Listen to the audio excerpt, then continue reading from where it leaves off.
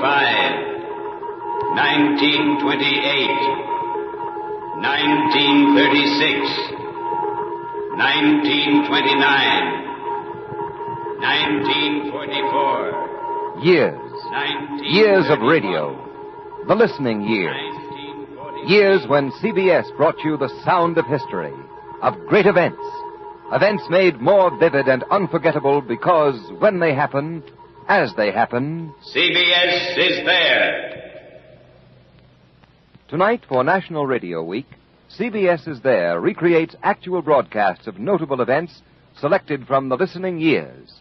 You will hear a president, a prisoner, a king, and plain people speaking to you again as they spoke to you before in memorable microphone moments. And now, with John Daly as narrator, The Listening Years. CBS is there.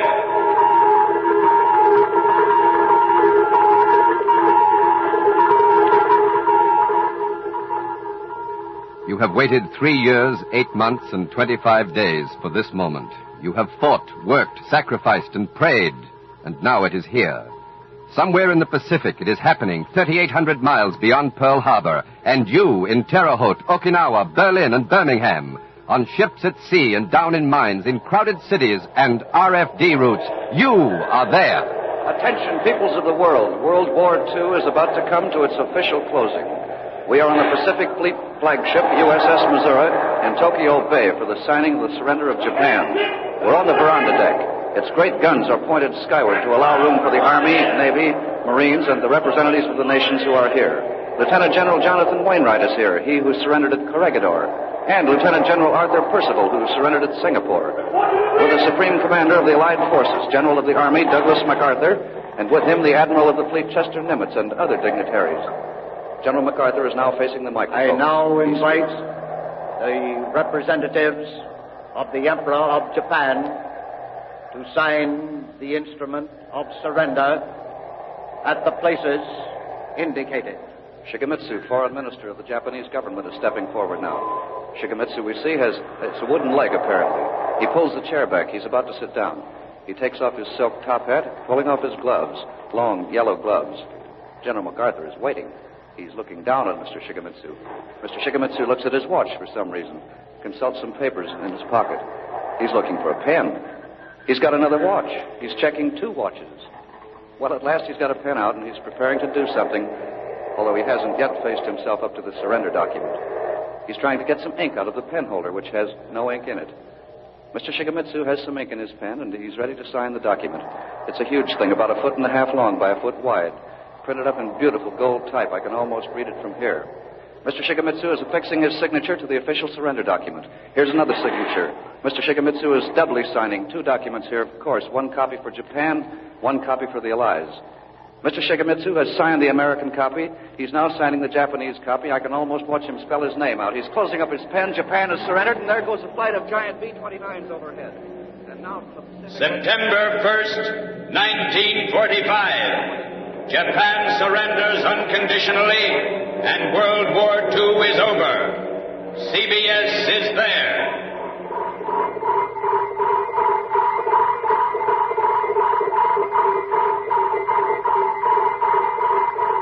You're sitting with your ear practically glued to the horn of your loudspeaker. It's the very first time this has ever happened. Before, you've had to wait. You've always had to wait or catch the news off a ticker or go downtown and stand outside the newspaper office to see them chalk up bulletins. But now the annual moment, the traditional day of days for thoroughbreds at Churchill Downs, Kentucky is here, and you are there. They ought to be coming to the post soon for the 62nd running of the Great Kentucky Derby. Yes, here comes the parade to the post now. The band struck up the traditional theme song. I think you folks can recognize it. Now here come the horses for the parade to this post. Spanish Blaze coming out first. Now here's 20 Grand. 20 Grand, the big bay horse, comes out of the track of the bound. Full of fire, full of fire. And there comes Mate with the dash and the jump. Going to be a hard battle ahead. Here are the others now as they take their post position. Here's how they line up now. Positions 1 to 12. Sweep all. Anchors away. The Mongol. Ladder. 20 Grand. Spanish Play. Boys Howdy. In 8th position is Surfboard, 20 Grand stablemate. 9th, Pittsburgher. Then Mate, Prince d'Amour, and Insco. They're all in the gate now. First time they've used the bar starting gate in the Derby. They're Every horse is behaving like a thoroughbred. And they're off. They're off in a beautiful break. A beautiful break. Every entry clean out of his stall. And the Kentucky Derby is on. With Prince d'Amour right out there and cut from the start. So far, it's a good clean race. No bumping, no crowding like we saw in the Preakness last week. It's still Prince d'Amour with boys Howdy and Ladder neck and neck right behind him. And the rest are pretty well bunched. There's 20 grand way back, way back. There's your first quarter now, and it's still Prince d'Amour, but he's dropping off fast as they take the clubhouse turn, and here comes Sweetball around on the outside. Sweetball with Mate right in there. Mate very well up in there. Battling Sweetball, and 20 grand is still behind the bunch. 20 grand next to last as they straighten out around the clubhouse turn. Pittsburgh trailing far behind all the others in this classic mile-and-a-half run. And now they're leveling off for the backstretch. It looks bad to the Big Bay. It looks mighty bad if your heart's in there, but 20 grand, he's got it. He's got a lot of courage. But going up there through a crowd of horses in the backstretch, that can take the fire out of the best of them. Now they're hammering down to the far turn. Ladder is out there driving to the lead. Sweetball dropping back a bit. Here comes Mate going right up after Sweetball and Ladder, and they're starting around the bend in that order. Ladder, Sweetball, and Mate in contention. And here comes a thunderbolt. It's 20 grand. It's 20 grand driving in there, rushing up, rushing on through the field, through the whole field. It's 20 grand driving, 7, 6. He's in the clear behind the leaders. He's made it. He's cut through that field, and he's hammering at the leaders now. There goes Ladder. Ladder can't stand the pace. Ladder's dropped off, and it's Sweetball on top, and Mate right close behind. Now 20 grand ranging alongside, right up there with Mate. And they're roaring past Sweetball now. A furlong and a half to go, just a furlong and a half. And 20 grand and Mate are fighting it out in there. It's anybody's race. 20 grand's got the speed, but he's had to come from a way back. Don't forget that. And Mate's been going easy all the way. No. Mate couldn't take the grind. Mate's dropping off. He's dropping, but here comes Sweetball again. It's Sweetball and 20 grand. And here they come down the home stretch. Here they come to the finish, and it's 20 grand. Sweetball, Mate, it's 20 grand. 20 grand all the way. It's 20 grand.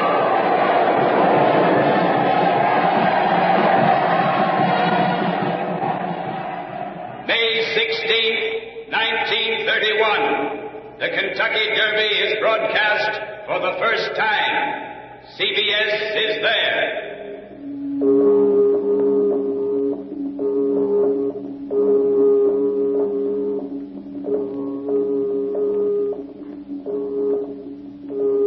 You are watching the last act of the greatest romance the modern world has known. How will it turn out? Will the king give up his empire or his love? He cannot have both. This is Antony and Cleopatra, Romeo and Juliet, Napoleon and Josephine. But this time, you don't have to wait for a Shakespeare or a Shaw to put it on a stage. This final curtain is real and now. And you, in kitchens and beauty parlors and soda fountains, you are there.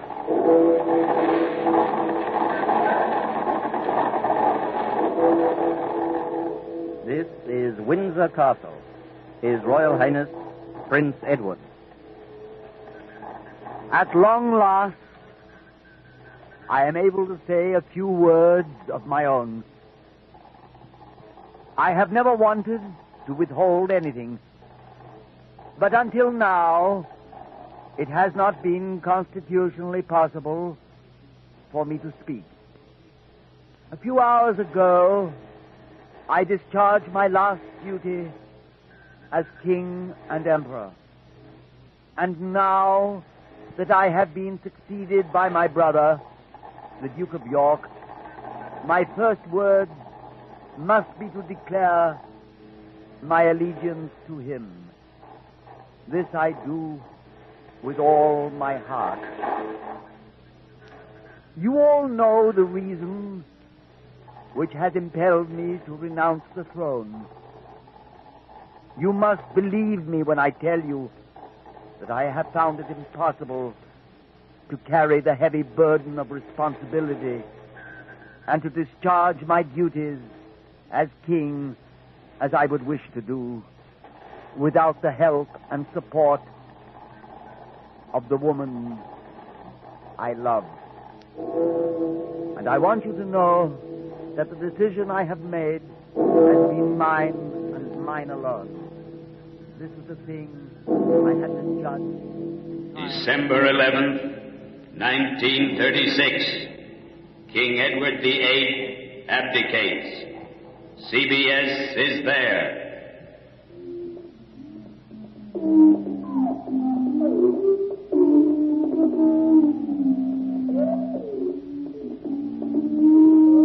You've put the kids to bed, and you and the missus are spending this quiet spring evening at home, reading, because it's too chilly to go out.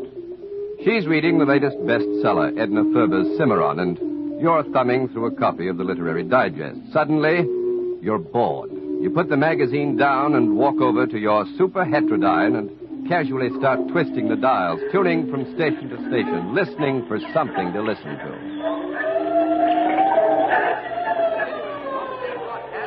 Terrible fire at the Ohio State Penitentiary here in Columbus on the 21st day of April, 1930. The suspense of the moment is whether or not the firefighters can get into the burning wing right before me to unlock the two topmost tiers, cell blocks G and H.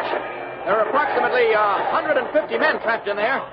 Got to get in there fast, or else those men inside are lost, and their number will be added to the already ghastly total of about 200 prisoners already suffocated and burned to death, and 300 injured in this terrible, terrible disaster. The scene around me is inferno. The prison yard is lit up by batteries of floodlights on the walls, by the flames of the fire itself. Hundreds of men milling around here, firemen, guards, soldiers from Fort Myers with bayoneted rifles, nurses, doctors, priests, ministers, interns. All the convicts have been let out except those trapped up in this wing. Some of the convicts have escaped. One just walked out the front gate in all the confusion. Many of the prisoners are helping, carrying out dead and injured and laying them down on the lawn in front of the guardhouse. They're covered with tarpaulins, newspapers, blankets. It's a horrible scene.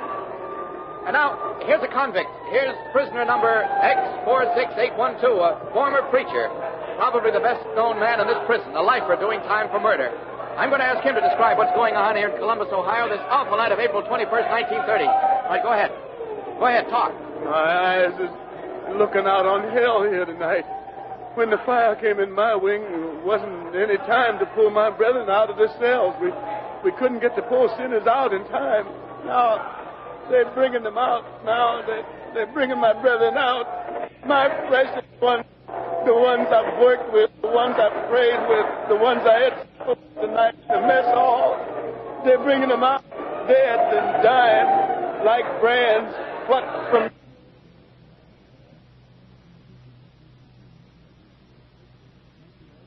This is CBS in the Paramount Building in New York. Due to transmission difficulties, we've been forced to interrupt our dramatic broadcast from inside the walls of the Ohio State Penitentiary, where a fire is raging this night of April 21st, 1930. We're trying to... What? We have made contact with our CBS announcer again. So, over to Columbus. One of the prisoners here describing in his own words what's going on. The fire in this wing before me, the one in which the 150 prisoners are trapped in their locked cells, this fire, it's completely out of control. The firemen are pulling away. The walls beginning to go. The roof. You can see the bars. You can see them. This is terrible. This is terrible. Nothing anybody can do. The wall. The wall. The wing has collapsed. It's down. Walls down. The better walls. I've never seen anything like this before in my life. April 21st, 1930. The Ohio State Penitentiary burns. CBS is there.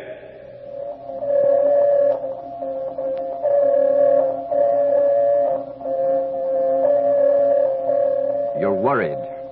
There's a new frightening word. Depression. You're afraid you'll lose your job, afraid your bank will fail. You're afraid they'll take away your house, your farm. It seems as though the country is crumbling. But out of the rain... This is preeminently the time to speak the truth, the whole truth, frankly and boldly. Nor need we shrink from honestly facing conditions in our country today. This great nation will endure as it has endured, will revive, and will prosper. So, first of all, let me assert my firm belief that the only thing we have to fear is fear itself. Nameless, unreasoning, unjustified... March 4th, 1933. The first inaugural. CBS is there.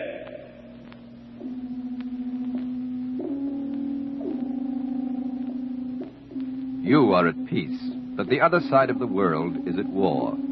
You are a worker in the arsenal for democracy, a soldier in training, a parent dreading the inevitable. You search your very soul. You ask, what's all the shooting about? And you get the answer.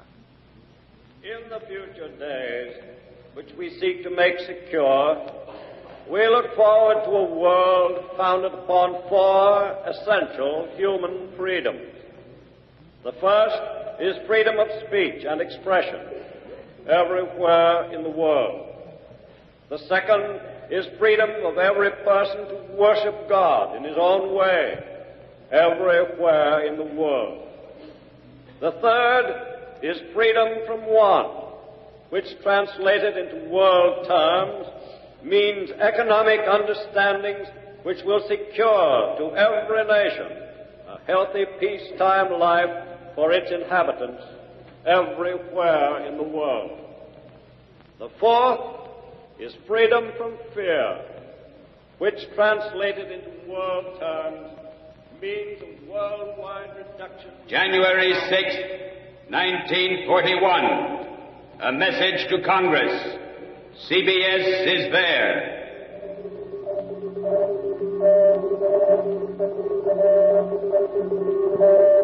And now you are staggering from a cowardly attack. You're all fury and dedication to what lies ahead, and 140 million of you speak with one voice. I believe I interpret the will of the Congress and of the people when I assert that we will not only defend ourselves to the uttermost, but will make very certain that this form of treachery shall never endanger us again. With confidence in our armed forces, with the unbounded determination of our people, we will gain the inevitable triumph. So help us God. I ask that the Congress declare that since the unprovoked and dastardly attack by Japan on Sunday, December 7th, a state of war... December 8th, 1941. The war message. CBS is there. And now the guns are speaking, tearing apart the fabric of your life. Now you are at war. There are oceans between you and your son and father and brother. It's Christmas, but there are empty places at your holiday table, voices missing from the carols you long to hear, and radio is there to knit you and them together again. Broadcast of transatlantic call, people to people. There's time for just one more shortwave conversation today. Kenneth Collins, 14, a fine, red-headed, freckle-faced American boy, wants to speak to his father in London. Is he there? Here he is, right in front of me. Go ahead, Colonel Collins. Hello, Dad. Yes. My gracious, your voice has dropped so, about a whole octave. Well, almost, yes. What are you now, the head of the family? Yes, just about. Well, are you so big that you can wear all my clothes? Oh, yes. When you come home, there'll be just about one moth-eaten pair of trousers left. Oh, my. Oh, my. I hoped you'd got so big that you couldn't wear them at all. Oh, I will be soon. Is your mother there? What's that, Dad? What? I say, is your mother there? Oh, she's out in the studio, and she sends all her love, and so does Sidney. Well, is she just as beautiful as the day I went away? Oh, yes. Then can you feel just the way I do? Yes, Dad, Tell me, Kenny, how's the baby? Oh, she's fine. Did she pull over the Christmas tree yesterday? No, not quite. That's right. Just about, though. Yes, you used to do that. I did? Oh, yes, all the time. How's your behavior at school? What's that? Your behavior. How is your behavior? Oh, fine. Is it as good as mine was at your age? I hope so.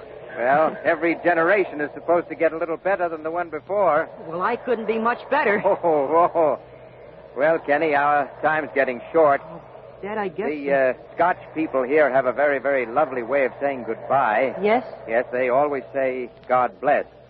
I want to say God bless to you, to Mother, little Sidney, all your grandparents, and it comes from the bottom of my heart, son.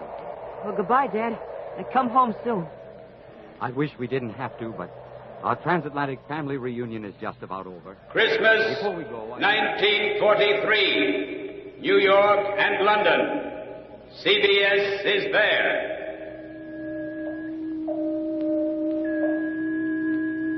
You know it has to come sometime. You know it must come. You know we have to start the road back to where they began because it will never be over unless we hit their own beachheads. And then while you're waiting, wondering when it will come, where it will come, it does come, and you are there. This is London. Under the command of General Eisenhower, Allied naval forces, supported by strong air forces, began landing Allied armies this morning on the northern coast of France.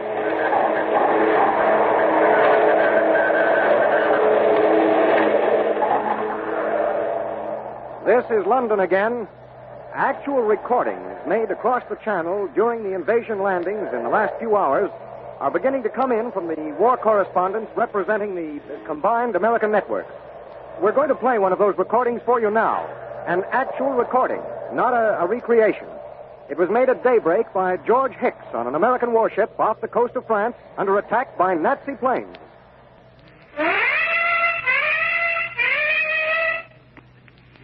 Our own ship has just gave its warning whistles, and now the flak is coming up in the sky. Here we go again. Another plane's come over.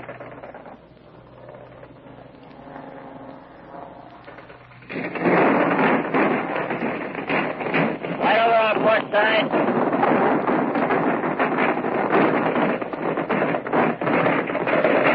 Trains are making an arc right over our bow now, and disappearing into the clouds before they burst.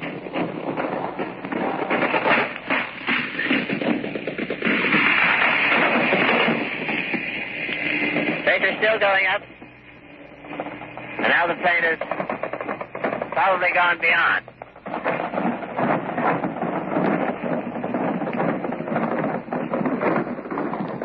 Looks like we're going to have a night tonight. Get it there, boys. Another one coming over. Let it cruise right alongside of it. Pouring it up.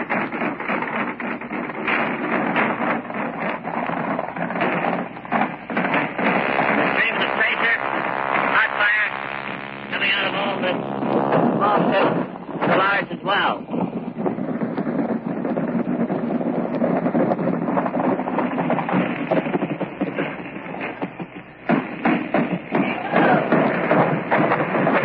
Is falling down through the sky and circling down. Maybe a hit plane.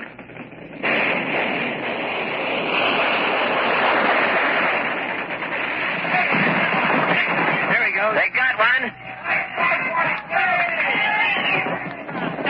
They got one. They got it right here.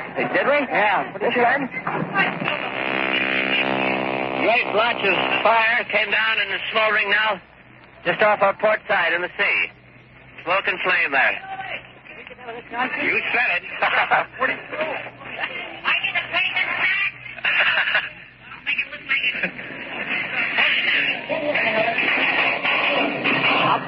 We've had a few minutes pause.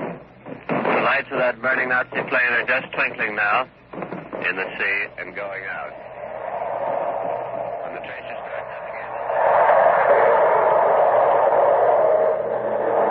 June 6th, 1944. D-Day. CBS is there. 1945, 1931, 1930, 1943. Years of radio, the listening years, when the sounds of the world you live in began to come alive, to come into your own living room, your office, your car, ranging you with the great and epic moments of history, seating you at the ringside in the grandstand on the 50-yard line, making you neighbor and confidant of kings and cabinets, thrusting you suddenly and dramatically into the heat of breaking news, giving your government a voice and you a greater voice in government, to carry you on the worldwide waves of battle to victory and into the nervous tides of peace. And now, the very now, at this instant, while you wonder what the sound of tomorrow will be, CBS is where tomorrow is coming to be, where the news is breaking.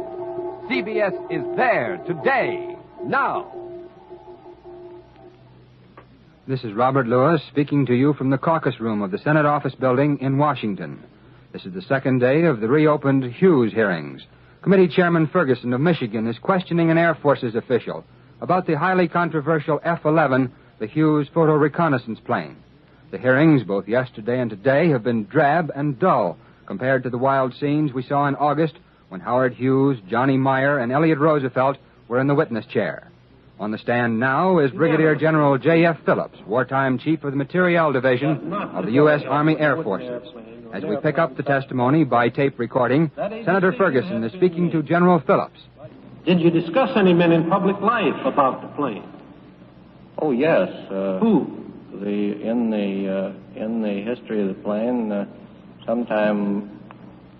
quite some time before that, there was a note from, as I recall, signed FDR, what is there in this airplane? Not the F-11, that was the D-2, as I recall. Yeah, but the history of it.